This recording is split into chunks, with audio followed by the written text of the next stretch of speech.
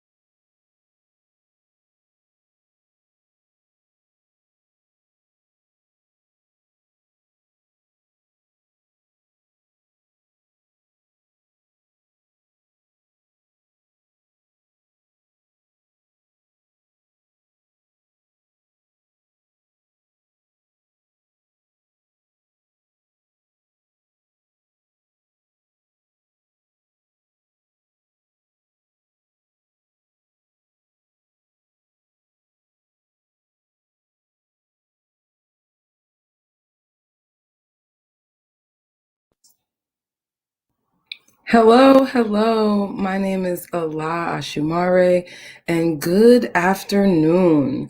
Thank you so much for joining us for today's Day of Action, Racial Justice. This Day of Action was curated by the New Haven Pride Center in partnership with the International Festival of Arts and Ideas.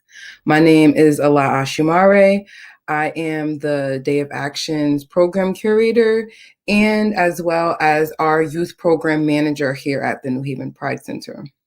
My pronouns are she and her, and I am just really excited that you are joining us for today's second panel of the Day of Action. Before we begin today's program, we would like to take a moment to acknowledge the land on which we are hosting this event.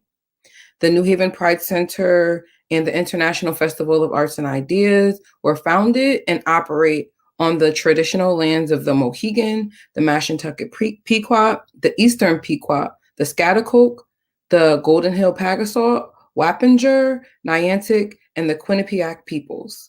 We hope that from wherever you are, that you take a moment to acknowledge and honor the Native people and the lands who you occupy and the history of the places you are at.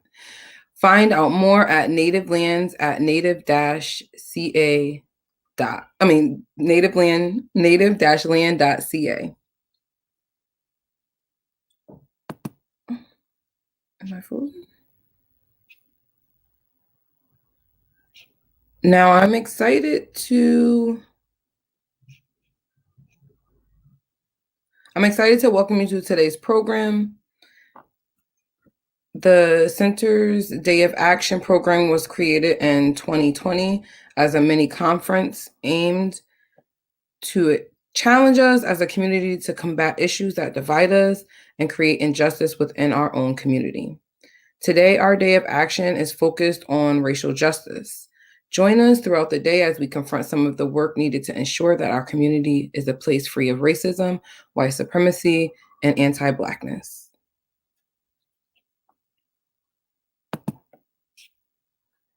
Oh, did my laptop just freeze? What's happening? What's happening?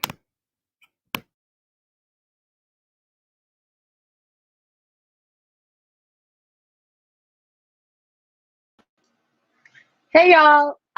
So I am your moderator for today. My name is Kristianna Smith. I'm a queer Black mama and a creative artist and an anti-racist facilitator working in and around Connecticut. And so I'm just really excited to be here with y'all today. And I appreciate Alec because I know they were going to give me like such an incredible intro. And I'm just going to intro myself because I can do that. So we have a dope panel for you today, and I'm going to invite them onto the screen one by one. We're going to start with Kyle R. Edwards.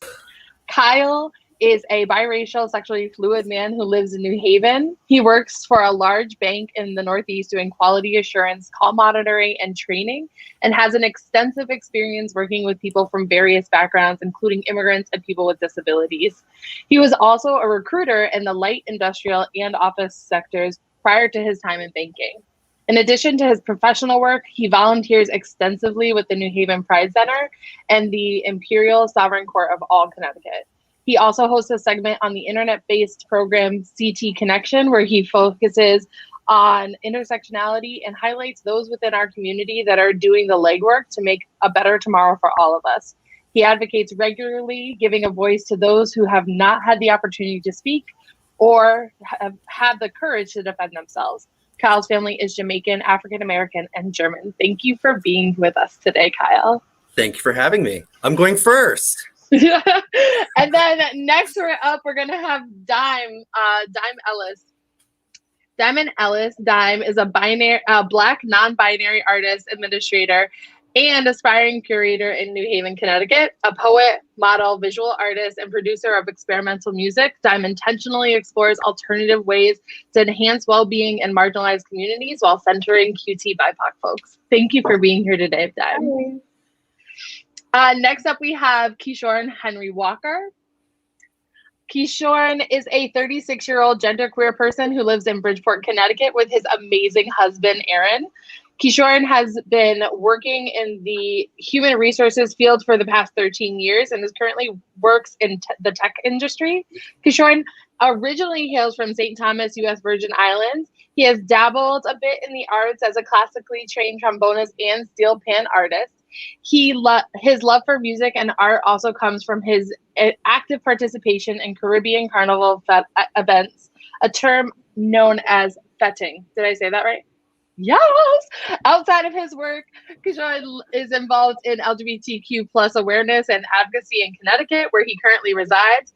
He has been performing as a drag queen, Sparkle a Diamond, for the past 15 years, and is currently on the cast of Lipstick, Lashes, and Lies, a weekly drag show at the Mohegan Sun Casino, and has performed in other venues in and around Connecticut, as well as other major U.S. cities.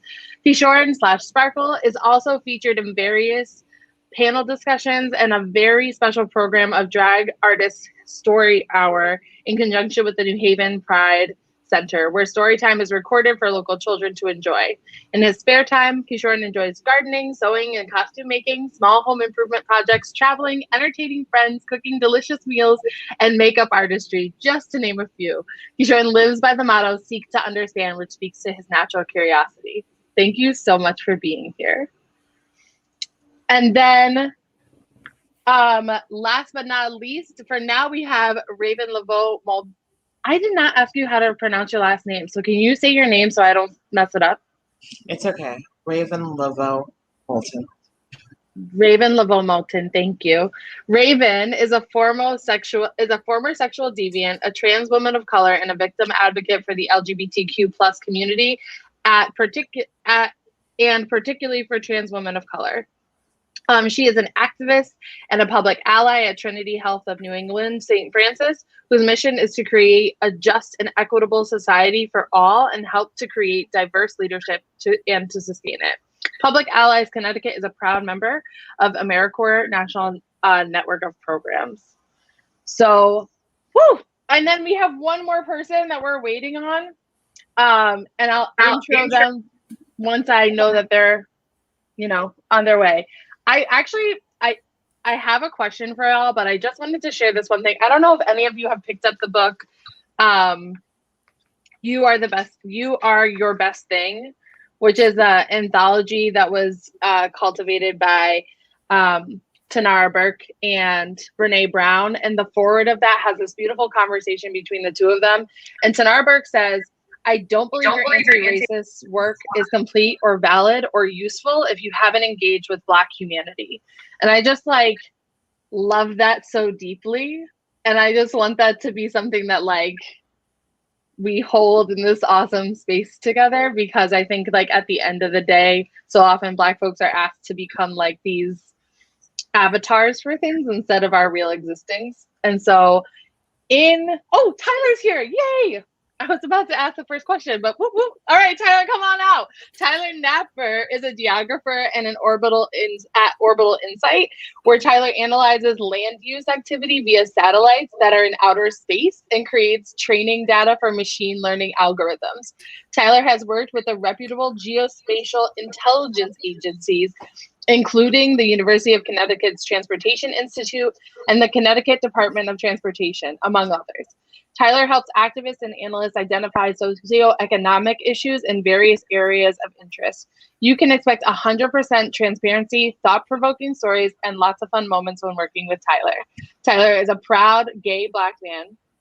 Tyler is a dog lover and a hobbyist that forages mushrooms from Connecticut. Thank you so much for being here. Yes, hi guys. So that just, I was just saying, you know, you have the quote from Tanara Burke that says you haven't fully engaged in your anti-racist work if you haven't engaged in Black humanity. And in that, I'd like to just start with asking each of you, what does your personal liberation look like? I would just love it. And whoever wants to go first can go first. I can go. Go ahead, Ravyn. Yay! So my personal liberation looks like a life without the use of labels, assumptions, and absolute respect, because that's just number one for me. This is a little story about me. I once had a friend that would always say, one day, people won't look at gender, they'll look at, you cute, I'm cute, let's do this. And I couldn't agree with that more. I hope we get to that point, because that'd be really cool. But that's my liberation. Thank you so much. I love that. Kishorn, you look like you were like leaning in a little bit. Yeah. All right. I so identify with what you just said, Ravyn. So thank you so much for sharing that. Me personally, my personal liberation looks a lot similar to Ravyn, where we think about not really looking at labels. I understand why labels are used. But I feel like we use it for negativity and weaponize it a lot of the time as well. Me personally, my personal liberation looks like mindfulness, which I do every single day. And in those spaces, when my mind is free and clear, I'm able to be a lot more creative. I'm able to be a lot more thoughtful. And I'm able to be a lot more conscious to be able to make the best decisions. Wow. That's beautiful. Thank you. Who would like to go next? I'll go next. So my liberation looks like me having the freedom to hold hands with another Black man down the street in all aspects of not even all aspects, like everywhere in the world. You know, there's 70 countries where, you know, we're banned to even perform a simple act like that. So just expressing Black love in another Black body and having a space to do that where there's no judgment, like both Ravyn and Kishorn said, and there's no like labels. I feel like that would be true liberation for me, and just reminding people that we as Black people and all throughout the diaspora aren't a monolith, you know, there's diversity within us, and just accepting that, not only tolerating it too, because I see politically there is becoming more of a tolerance of it, but I would like it to be a true like acceptance with both my culture and outside of my culture. Thank you so much. I can share next. Yeah, go ahead, Dyme. So my personal liberation looks like an act of nudism. If you know me, I really like to dress nice. I wear a lot of colors, and I'm just pretty much like a funky fashionista person. But when I'm home, I actually just like to be naked. And when I come home after a long day, it's like I can feel how heavy all my clothes are, and I might be like femme for the day or masculine for the day or androgynous or whatever. And it's just nice to just shed all of that and not worry about like my expression and just be raw, open, just myself. And also, like, nudity isn't inherently sexualized. So in a world where you could just like look at somebody and immediately think like, you know what I'm saying? That is my my expression of liberation. Thank you so much for that. Kyle. I guess that leaves me. My personal liberation is very simple. I simply want to be free. I want to be able to pursue what I want. I want to be able to dream and be able to actually fulfill those dreams. I have family past in which I was not accepted for being an interracial person. It did damage me quite a bit. I've grown up in urban centers as well as rural centers, and I see where at times I don't fit either party. I simply just want to be free. I want to pursue my dreams, and I want to live my life and be happy. And I also want that for everyone else as well. Just like what Tyler said, there are other places in this world in which we cannot be who we are. We cannot love who we are, and it's unacceptable. My personal liberation is not only for me, but it's also for others people as well. Just be free, be happy, go love. I love this. Thank you so much, because we are going to talk about like systems of oppression that exist. And I appreciate y'all starting from this place of just like openness and hearing like the different myriads of freedom and vulnerability that people like crave, whether that's like freedom from being labeled or being like perceived upon, or just like freedom of belonging. Like all of those things feel so real and so true. And when we're talking about racial justice, I think it's just really important that we like keep our eye on like what the heck the prize is. And the prize isn't just like the elimination of things. It's like the presence of all of the yummy, beautiful stuff that y'all just said. So I'm going to jump right into these questions. I might just like pick people unless y'all just want to keep popcorning. You can tell me in the chat like what you prefer. But I'm gonna start off with the question, what are some of the barriers Black folks might encounter when they try to explore their bodies and their identities from within Black communities? Kyle's like, please. Yeah, go ahead. So my heritage, I am Jamaican. Partially Jamaican, of course. And of course, in Jamaica, being gay or being someone who likes the same sex is not accepted. The island has made some progress, yes, but it's still frowned upon. There's even bad words specifically targeting people who like the same gender. Also, of course, the church has a heavy influence on people and their ideals. I went through a battle with my own family regarding them accepting me liking men. Many of them were like, just go date a woman again. It's fine. Go date a woman. You don't need to like. Why are you going after men? Some of the barriers that we do encounter within the Black community are kind of like how our background is, especially when religion is mixed in. And it makes it hard for us to actually just be ourselves. We're told that, no, it's wrong. It's against whatever higher being is out there that you believe in. And it makes us go into our own shells and also makes us hate ourselves. So some of the barriers that we do need to overcome, some of the barriers that we do encounter can be family upbringing, can be the church, can be just your culture as well, where you're from, and also older generations' expectations of what is acceptable and what's not acceptable. I'm happy to jump in here because Kyle shared something that's very near and dear to my heart, and that's being from the Caribbean as well.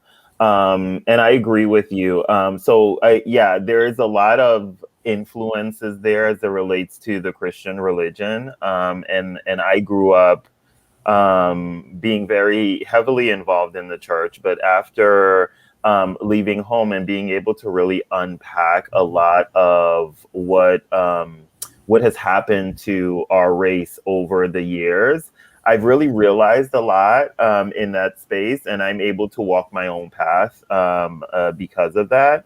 But yeah, I did grow up in a place where, you know, who I wanted to be was totally wrong, and I used to always ask myself, like, why is this like? Why did God choose me to have this crazy life, right?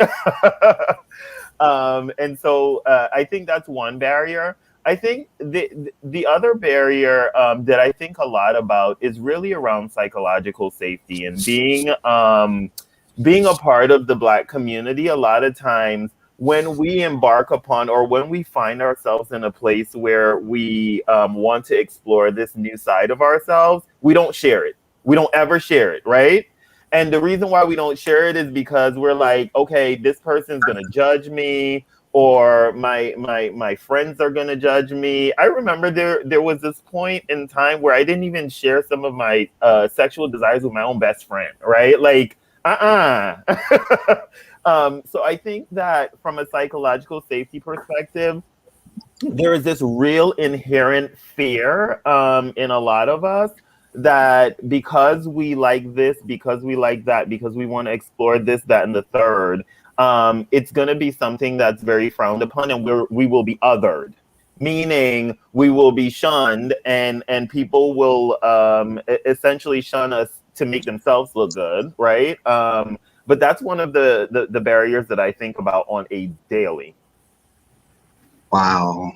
I just want to piggyback from what Kishorn said. Like, I think the main barrier, and this is just how I perceive it, is the lack of vulnerability. Like, we don't have space to be vulnerable as Black folks. And I think that really hinders us from having the ability to explore ourselves sexually. You know what I mean? We're constantly, and this has been going on for generations on end, being on guard.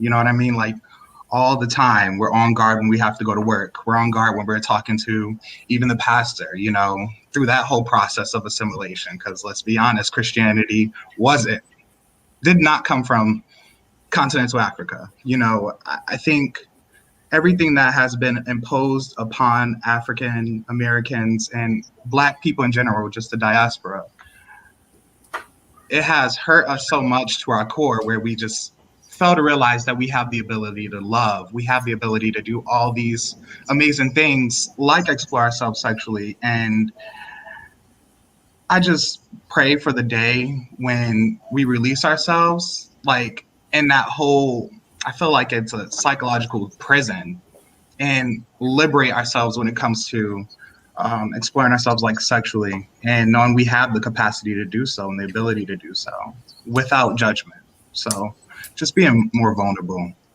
is a barrier. Thank you. Ravyn, you look like you're ready, so I'm just checking in.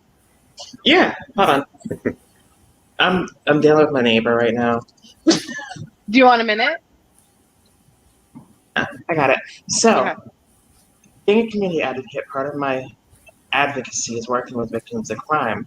This caused me to learn and appreciate my full identity. Even though I've never held a relationship with my dad, I am a first-generation Jamaican American, and my mother's Black American, and I've always identified myself as a Black American. But I've realized over the course of COVID that that's not my full identity.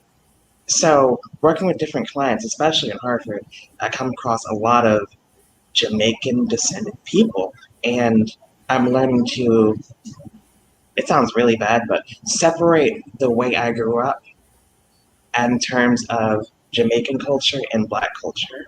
Because for me, it's just one thing, because that's just what I am. But like, I definitely had to unlearn some Eurocentric ideas over the course of the last year. Anywho, going back to the question now. Wait, the question was, what are some of the barriers?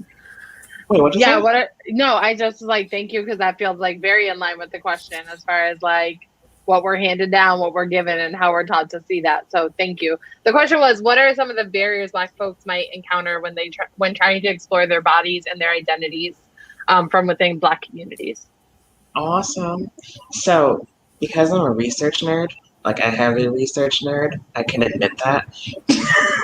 I've done a lot of research on this topic, in particular on black trans women of color. So, lots of recorrect and oftentimes abuse, whether it may be physical, mental, or social. Sometimes Black youth are victims of sexual violence because of their perceived difference. I recently conducted a presentation to hospital staff, which was open to the community, about the needs and experience of trans women of color. In that research, I found that there is a large number of trans women of color in prisons who are largely and regularly sexually abused. So, lots of abuse. As depressing as that is, lots of abuse in some form to make sure you're the way you're supposed to be. Got it? Again, that research nerd can always use me for research. I guess I should piggyback off of that and answer the question. So some of the barriers I face, and I was writing things down because a lot was coming to me as people were talking. So there are obviously societal standards of what Blackness looks like and what queerness looks like, and to be both and just to be a person, you're gonna blur those lines because they're imaginary. Because those stereotypes, although some of them might seem true, really we're just humans doing our things. And yes, there are patterns in the things we do because we share a culture, but at the end of the day, like, it would be nice to be respected as a person. So as you know from my introduction, I'm non-binary. And so some of the challenges I face when trying to connect with my body and my sexuality is, it's so weird. People kind of like see, they see me in my androgyny or my masculinity and they're like interested and curious, but sometimes I feel like if I'm being intimate with a person, I feel like they might be like using my difference to explore themselves, which if there's consent there, that's okay. But to feel used is so like, it's so off. And then to be used for your queerness too. Like I've had relationships with men who wanted to use my queerness as a way to explore things about themselves, which is like, I'm glad that people want to explore more and be more open to finding out what they like, things like that. But also, there's a level of respect that I would like to maintain with people when I'm open to like sharing my body or sharing my identity. Like some people don't know that I use they, them pronouns. Recently I stopped asserting it only because it was like so much energy to constantly remind people that these are my pronouns, but I also don't tell people, so this is like exclusive knowledge, I don't tell people that I actually am okay with she, her pronouns. However, I feel so much love when people make the effort to use they, them, because it shows me that you really respect and listen and see me. And those are my preferred pronouns.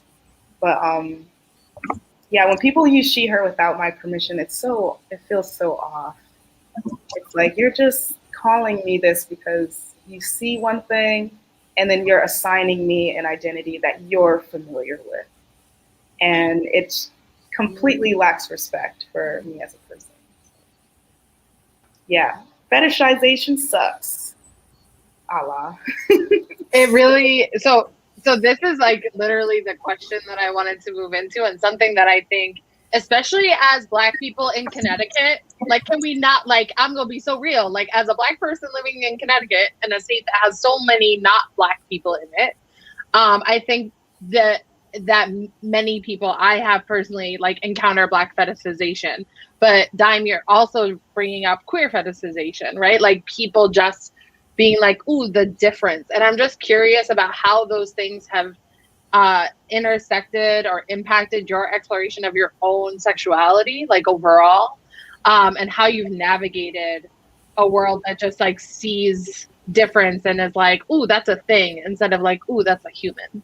Okay, so I'm 23 years old. So I'm young. And I feel like baby. Yeah, I'll be 24 next Saturday. My birthday is June 19th. Happy birthday. Awesome. Happy birthday. Thank you. Good Gemini energy. What was I gonna say? Right, I'm young. I feel like I'm still figuring out, like, I'm still on like a path with like opening myself up to people. Like last year was really awkward for me. I know it was COVID, so everybody was indoors and by themselves. And I had a good time by myself, even though there was some depressions, but I got to know myself very deeply, and I enjoyed that, and I felt blessed, but I was also very nervous about showing who I really am to people. Like, I felt, it was weird. Like, I would be one way inside, completely free. Like I said, I'm a nudist, so I'm walking around naked, and just being a person, watching anime, making art, and then going out when somebody, again, calls me like she or ma'am. It's like weird because it's like, wow, I haven't been called that in a while, or I forget how other people look at me as they might assign me with woman as an identity. And it's just awkward. So it became, I became nervous about like opening up sexually to people, because I felt like if you see me as this one thing, then like, it's just confining. It's like, is it okay if I talk about sex? I think it is. Is there an age limit, producers? On the talking about sex? It's all good. It's all good. We good. Okay, no details. We're gonna talk about sex. Cool. No details. Now people know. But it's kind of just like the person is having sex with who they want to, and not like who I am.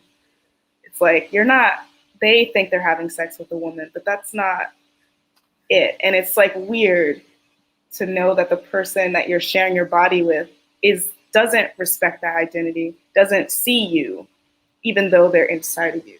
It's like, it's quite an awful feeling, actually. So I was avoiding it all year, avoiding intimacy, touch. I really wasn't going out like that, but most people weren't anyway.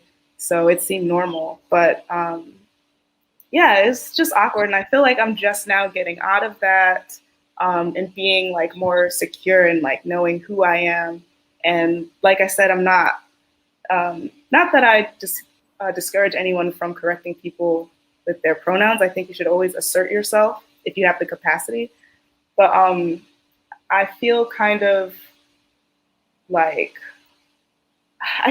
good about not always feeling like I have to correct somebody about my pronouns, because like I know internally that I am who I am, no matter how you see me or call me. I know who I am. And so, yeah, does that answer the question? I feel like I ran. Oh my gosh, you did not rant. That was like so much wisdom and vulnerability and truth, and I have such appreciation for you sharing it. There's so much love and honor and respect in using somebody's pronouns. Like, for people watching, please use people's correct pronouns. Make an effort. It's really not that hard. When I first started using people's pronouns, I got cussed out by a non-binary person who was like, my pronouns are they, them. And I was like, wow, I never met anybody who used different pronouns than he or she. And it took me months to finally be able to call various people by their pronouns. But once you get it, seriously, it's like, it's so easy. Like, it's really not as hard as people just make it out to be. Make excuses. Yeah, make excuses. And it's at this point, the excuses, it's not enough. show respect. I love that. I saw everybody like unmute. Like I see everybody's like biting at the bit. So Ravyn, do you want to go first? We just had a lot, or whoever who would like to. I can go. I feel as if when it comes to the question was, has Black fetishization impacted me, like my whole exploration of sexuality? I feel like it stifled me. I feel like, I'm living in a state where it's like 60, 70% white.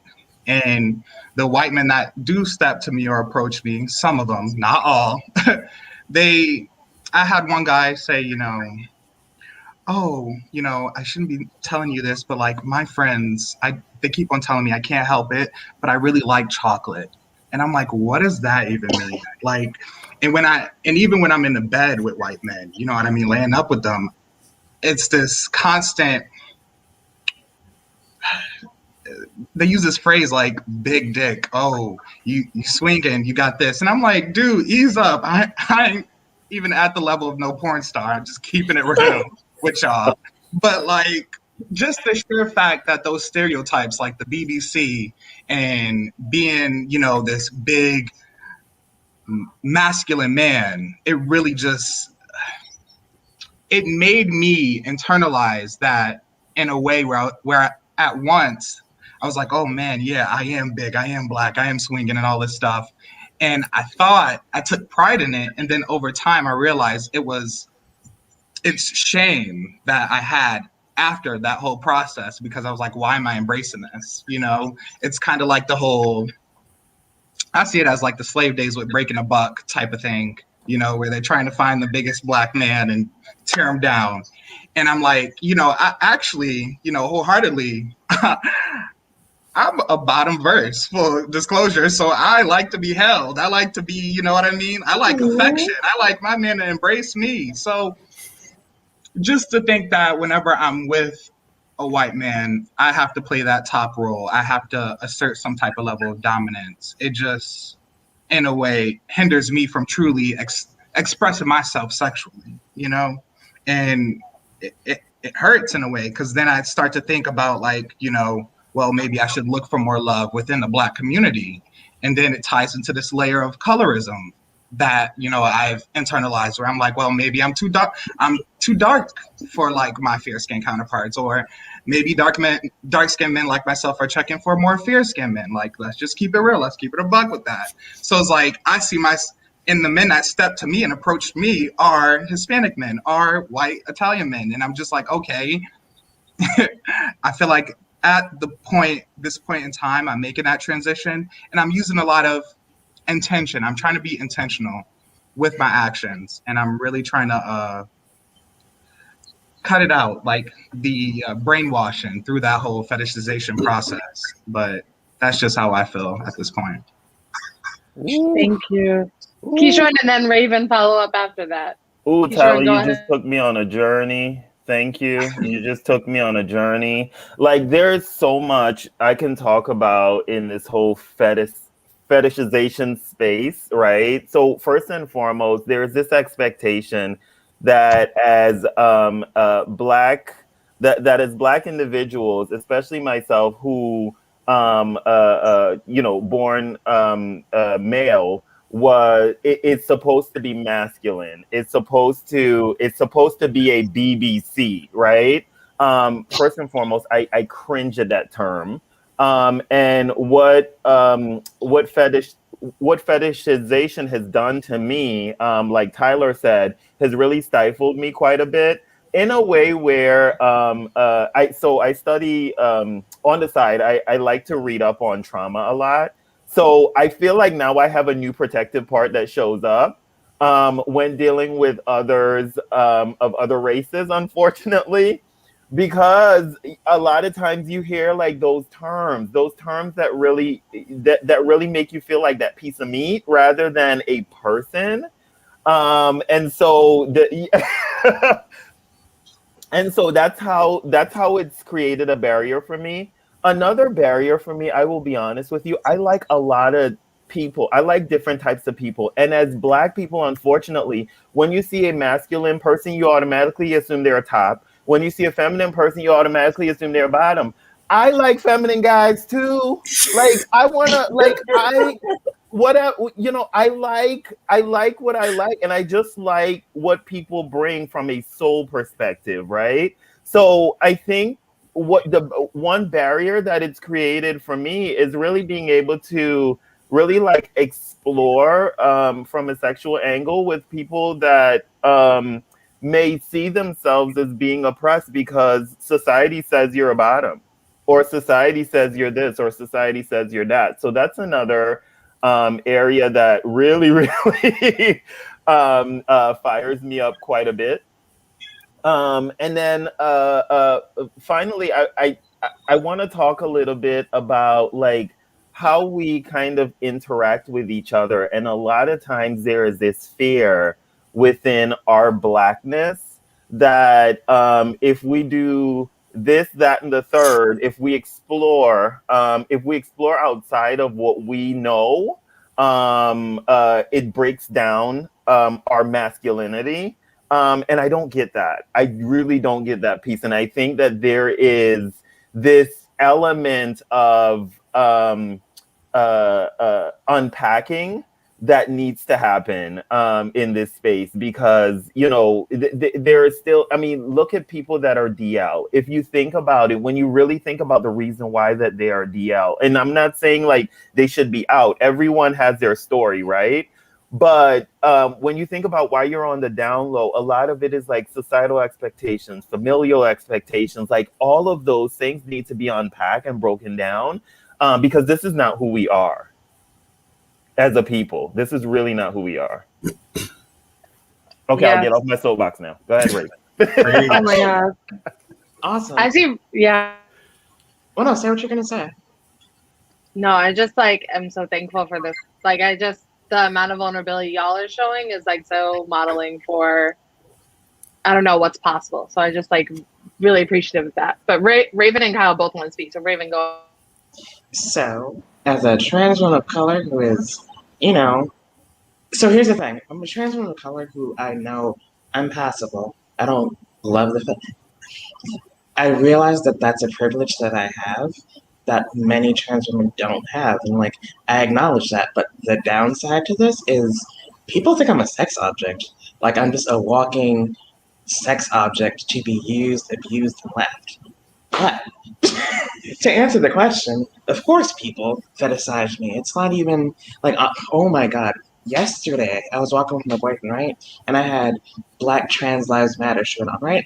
This guy legit stopped, beeped his horn, and waited for us. I'm like, Mike, he thinks I'm a prostitute. And my boyfriend's like, what? I'm like, no, that's just the general perception of Black trans women. And he kind of laughed it off. But I'm like, no, this is what I've been dealing with for like the last decade of my life. Because I've been trans for like the last decade. So, going back to the question, people assume I want to dominate them and somehow desperate for sex, which I am definitely not. I could usually be found on straight dating apps, which I clearly state I'm trans on my profile description because I am a trans straight woman. I don't like women in any sort of fashion. I don't like... Don't get me wrong, I do like trans men. Trans men are men at the end of the day. I like masculinity, so I'm looking for masculinity, and on more LGBT apps, they're not giving me what I need for my own sexual gratification. Because A, they're not looking for me, because like usually if you're on a gay dating app, you're looking for them. And like I don't present any form of being. You got what I'm trying to say? Anywho, the reality is men don't really care about what I've got going on. They're more so concerned about what they want to do and how they want to be pleased. What I like to look for is a decent conversation, someone who is able to meet my sexual needs and desires. Recently, I was in a very toxic, abusive relationship, and I actually found a guy recently, like very recently, just before everything got shut down. We started dating, and it's just been like super nice. And I'm gonna go back to kind of what I said earlier, where I don't like labels. I'm gonna label him and say he's asexual, and A is something I never thought I could do. Never, like, although I don't like the idea of being sexualized, I never thought I could be with someone who wasn't into sex. You know what I mean? But it's actually been really nice because I'm learning how to be affectionate and appreciate affection in different ways other than the physical. That's something I honestly like. If I'm gonna be completely honest, if I told you the stories of the ways and the things I've done in my sex acts, you would think I was a porn star. Like it was that. And I'm not like, oh well, we cuddle, we watch movies. It's nice. I make him dinner when he comes home. The other thing is we have an open relationship, so I do have my other partners which in this time I've learned that. How about this? So before this point, the partners that I have on the side, because we have an open relationship, are people I've known since the beginning of my transition. But they're all men who never wanted to pursue an actual relationship with me because I was trans. Now that I have this guy who gives me the affection and the care and the consideration and the support that I've literally never had at any point in my life, I kind of dictate those relationships now. Like, if I want them to come, they'll come. They can blow me up as much as they want. I'll ignore the phone call because it's not on your time. It's my time. And my time is the guy I'm with, my job. And then if I feel like it, if I feel like interacting with you, engaging with you, I'll hit you up. But that's where I'm at. Thank you. Kyle, you want to add? I do want to add. So, what Ravyn said, I absolutely love. Absolutely. So, growing up, I had struggled quite a bit with my own perception of myself. I didn't like being looked at as a piece of meat. I did not like it at all. It actually made me feel really insecure about myself. It made me feel that I didn't even know how to even operate at sometimes because I was just so nervous all the time. Just being sexualized and looked at as a piece of meat and an object rather than as a person. It really broke me down. More recently, I did come across a great relationship in which I can truly be myself. I can be affectionate. I can be who I want. I can watch movies. I can just make silly little animal noises and call them little pet names. And it's beautiful, absolutely beautiful. I'm not sexualized at all. I'm not looked at as a piece of meat. I'm not being grabbed without my permission. It's wonderful. Of course, I mean, if he wants to, he has my permission, but that's besides the point. He's laughing in there right now, but in regards to the being looked at as a fetish, when I'm amongst certain people, they can tell I'm not a white person or I'm not fully a white person, so they automatically go to that perception that he must be packing. I mean, it might be true, but that's besides the point. That's not who. That does not define me. I'm defined based on what's up here and what's here, not what's down there. And being looked at as a piece of meat over the many years has made me really feel insecure with myself. Yeah, that's pretty much it. I hope that was a good answer. They were all beautiful answers. Wait, I think just a little bit we're running in on time, and I want us to end not on fetishizing. That's all. But go ahead, Ravyn. So the thing about me is because I'm a Black trans woman, a lot of times people think that I'm going to dominate, but I'm actually super submissive and prefer the submissive role. As I've gotten older and done different things, experimented, I've learned to be a little comfortable with being a dominant, but that's not my main thing. So when people approach me for that dominance, I can only be a dominant if our relationship is already established and we have something good going on. But that's all I was going to say. That's beautiful. No, I mean, that's beautiful.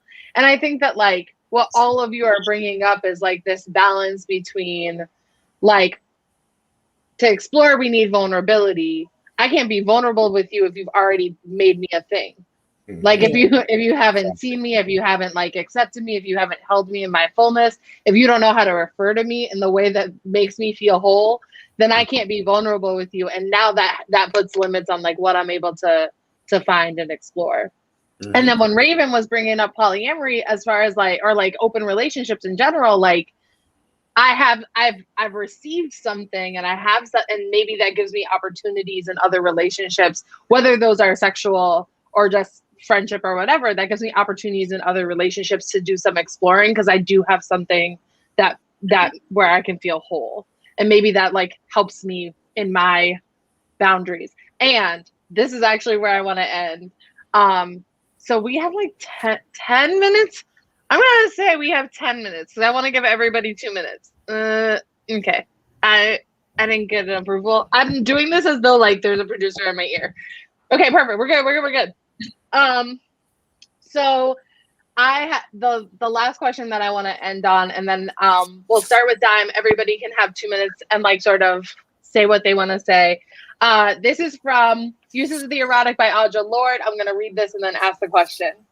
The erotic is the measure between the beginnings of our sense of self and the chaos of our strongest feelings.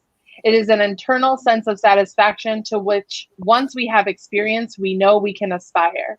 For having experienced the fullness of this depth of feeling and recognizing its power in honor and self-respect, we can require no less of ourselves. So the question is, how has your experience of pleasure, whatever that is, whether that's pleasure in a sexual sense, if that's pleasure in a dancing or moving or working, whatever it is, how has your experience of pleasure influenced your boundaries with others and what you expect from the world around you? So I'll say, yeah, the first thing I thought of when I read this was sexual pleasure or physical pleasure. But then as you read it, I started thinking about the other ways that I acquire pleasure through my body. So I love to skate. I have quads, I roller skate, and I also skateboard. Okay, the question is, how has it influenced my boundaries with others? So it's been really fun skating this year. I would show up to the skate park like, oh God, I don't even know where I'm going with this. I feel pressure because of the time limit. I'll just say what I wrote down. Go ahead.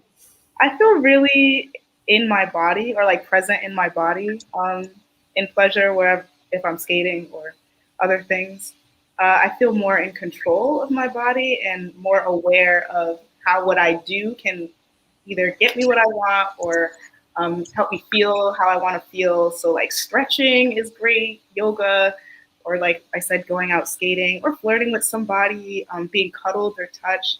It's nice to feel in control of my body. And so that's where, that's how my experience with pleasure has like tested boundaries or like opened boundaries or even helped me make boundaries, which can be very liberating. So Thank you. Ravyn? So I'm going to keep this short because I actually kind of answered this already. But establishing boundaries has led me to a place where I'm actually truly happy with myself and life in general. Now I have the side dudes, which is sad because I'm using the patriarchal view of women on men. But like I like having side dudes. Like I like having them when I want them, not the other way around. Because like I spent most of my life being the person they go to for their emotional support, their physical support. But then when it comes to my personal needs, they were never there. So like being able to say, hey, this is my limit. This is where you get me, and this is where I stop. That's a nice feeling. That's a nice place to be at in my life. That's it. That's beautiful. Thank you.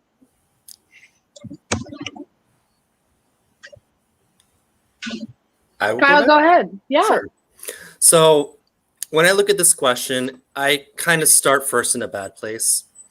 Growing up, things happened to me when I was going through my teenage years and my younger years. And the pleasure that I gained was actually through other people. I defined my pleasure based on what their pleasure was. When it comes to barriers, I learned this later in life that barriers are incredibly important to build yourself. Also build your own self-respect.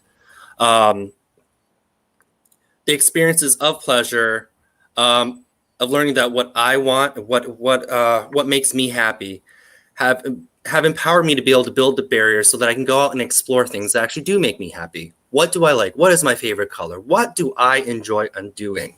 I'm no longer defined by what others wanted. I'm now defining myself. I have my boundary, and now that I have my boundaries and I have my game plan, I can truly liberate myself and be happy with others versus living in the trauma of the past.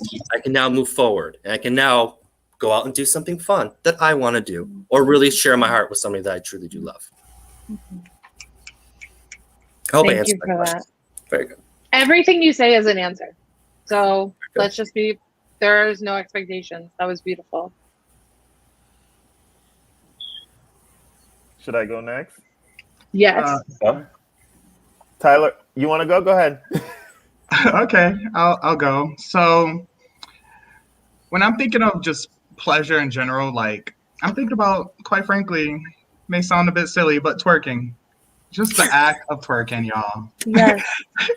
Real talk. Here's my thing, Yes. and I'm about to go off with this. Like, as a cisgender gay man, you know, we already spoke about like that whole assumption where everyone expects you to be masculine as a man and all that. If I want to twerk like with my girls, I should have that ability to twerk. You know what I mean? And act up and use all that effeminate like mannerism that I've been like, you know, internalizing and withholding from myself and others. Cause I notice when I am my true self and when I am dancing around and when I am twerking, for example, I feel so liberated, and like me, my girlfriends, everybody around me, they love the energy. And along with that energy though, I've noticed that when I do get a bit effeminate in a way, people start to misgender me. And it's typically like my cisgender counterparts, you know, the heterosexual cisgender counterparts. And I'm like, okay, you know, though I am twerking, though we are kikiing, though we are, you know, chopping it up, and I could give you that feminine energy, don't call me girl. Like, don't call me cis like that. Don't keep on going off with that misgendering, because in a way, it starts to offend me. And I take it as an insult. Yeah, a couple of girls and cis here and there when you're feeling yourself is okay, but you know, setting that boundary and knowing that I have to set that boundary with others, and yet having them acknowledge and recognize, like, yes, he can embrace not only his masculine energy but also his feminine energy as well. You know, that's something that I feel brings much pleasure to me. So. Thank you. Kishorn, close us out. Yeah. So listen, in terms of boundaries, I will be very honest. So Kyle talked a lot about being pleasured or finding pleasure through other people very early in life. And that is truly my story as well. But it's put me in a place, honestly, where I establish my boundaries at the door. I don't have time. I don't have the space. I don't have I am the biggest protector of my peace these days.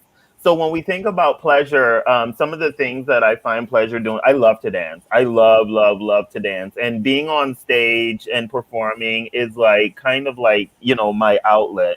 But you know, what pleasure has really taught me is to really own my true self, right? To really own who I am and not shy away from it. Although my community might see a lot of these things as, ooh, you're a freak, right? But this is who I am. If I want to sleep with my husband today, I'll sleep with him today. If I want to sleep with another man tomorrow, I will do that. And you know what? You can't tell me anything because I'm minding my damn business. I need you, my yo's. and as long as I do things in a way that's ethical to my standards and to my personal values, I am good. But to answer your question more directly, I am so protective of my peace to the point where my boundaries are established a lot earlier, and I ensure people understand who I am from the rip. And I think that, like, in this whole, like, you know, kind of going full circle, right? Which is like, until we have a space in which we're seen as full humans, I think it's such a beautiful thing. I think Dyme said this also, like, just advocating for yourself, saying who you are. Then if you see me as I am, if like in the first 5 minutes that we're speaking, you understand this is who I am as a human being, my capacity to be vulnerable with you and your access to me can now be granted. But if you can't pass that, you know, otherwise it's like code not accepted. That's how I feel. So like I just resonate so hard. Oh my gosh. Do you want to talk? Ravyn, you want one more word? Yeah, go. Yeah. So a couple of things. Going back to what Tyler said, I get where he's coming from, because as a trans person, I'm all about my identity and how I'm perceived and all that, because that's just part of me. And if I'm being perceived as anything other than the identity that I am, which is female, that makes me uncomfortable. That makes me now want to, okay, we're ready to fight. Like I'm not condoning fighting, but I did grow up with a black mom. So like, again, those boundaries and respect. But I'll also say that I was also a child sexual assault survivor as well. And that definitely impacted my views on sex and how I pursued sex. So like, I definitely appreciate the relationship I have now where like, it forces me not to be so focused on the physical and rather find the emotional. I'm like, okay, how am I going to deal with this? How am I going to work with this in this new relationship I'm dealing with? And like I said in the beginning, I love it. Like, it's the most peace of mind I've ever had in my entire life, minus the sex. But that's it. I mean, that was all of it. I somehow we like touched on heterosexuality and the patriarchy and transphobia, and like I think we touched on every oppression that is known to humans, like in this, well, like is known to, you know, the humans here. Like this was such an incredible conversation. I'm gonna invite Allah back on. So much gratitude for all of you for the vulnerability that you showed. Like, oh, thanks for letting me like be present. I'm done now. Sorry. Yes, no, I was taking notes because I told y'all this is gonna be a series. I want to thank y'all all so much. This is the beauty of intersectionality, right? Because like I found myself in each and every one of you and the vulnerability that you all shared today. So thank you so much. I want to thank our audience members again for joining us for this amazing panel. There are still more events for you to join for us today. We're going to take a short break, but we are going to start our workshop portion. And we have 2 tracks. We're doing Destigmatizing the Body and Racial Justice Movement and Aspiring and Active Co-Conspiratorship.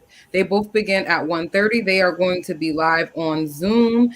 If you're like, oh my gosh, I didn't get the registration link, don't worry. Just email us, go on the live events, and you will be able to gain access to those Zoom links. But again, we want to thank you all so much for this dynamic programming. Don't remember that here at the Pride Center, we are here for you year round with support services, case management, and more. You can find out all of our upcoming programming at newhavenpridecenter.org. And don't forget to explore the rest of the International Festival of Arts and Ideas for this entire month. Thank you again so much, Kristianna, for moderating such a intense and beautiful panel. And don't you folks worry in the audience, because we are going to continue this conversation. Thank you all so